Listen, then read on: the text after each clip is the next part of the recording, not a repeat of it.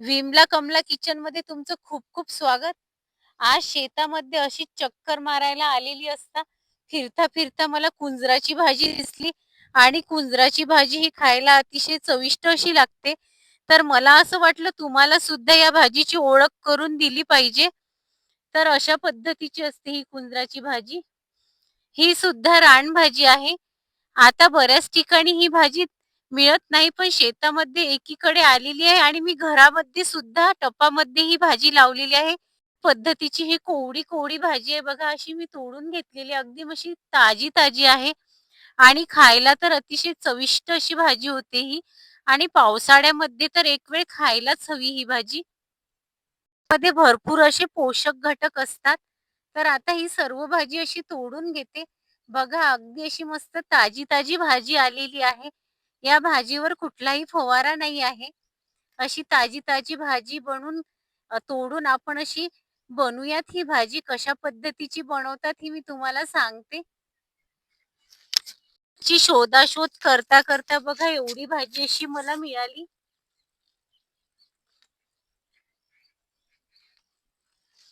एवढी भाजी मिळाली बघा. भाजीचा शोध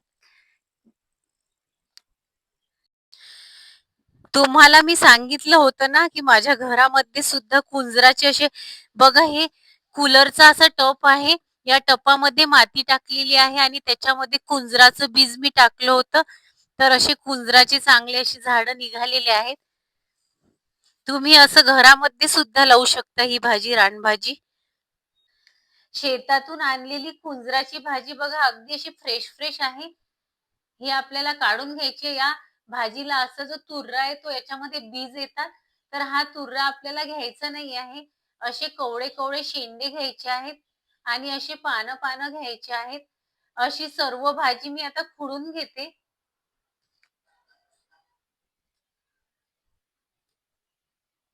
कढई गरम करून घेतली आणि 2 पळी तेल टाकून घेतलं. ह्या सुक्या मिरच्या आहेत. सुक्या मिरच्या 4 ते 5 आहेत. ह्या टाकून घ्यायच्या आधी. सुक्या मिरच्याचा असा रंग तेलामध्ये उतरल्यानंतर लगेचच कांदा टाकून घ्यायचा आहे. जवळ मोठे मोठे 3 कांदे आहेत ते टाकून घ्यायचे. बारीक चिरलेले आहेत. हिरवी मिरची आणि लसूणचे असे तुकडे करून घेतलेले आहेत ते टाकून घ्यायचे. कांदा असा हलकासा सोनेरी रंगाचा होईपर्यंत परतून घ्यायचा आहे. कांदा हलका सोनेरी रंगाचा झालेला आहे. आता ही कुंजराची भाजी जी आपण निवडून घेतली होती ती टाकून घ्यायची आणि ही भाजी मी 3 ते 4 पाण्याने अशी स्वच्छ धुवून घेतलेली आहे. भाजी चारही बाजूंनी अशी चांगली फिरून घ्यायची आहे. भाजी बघा, आधी भाजी अशी जास्त दिसत होती, पण ही भाजी अशी लहान होते आकाराने.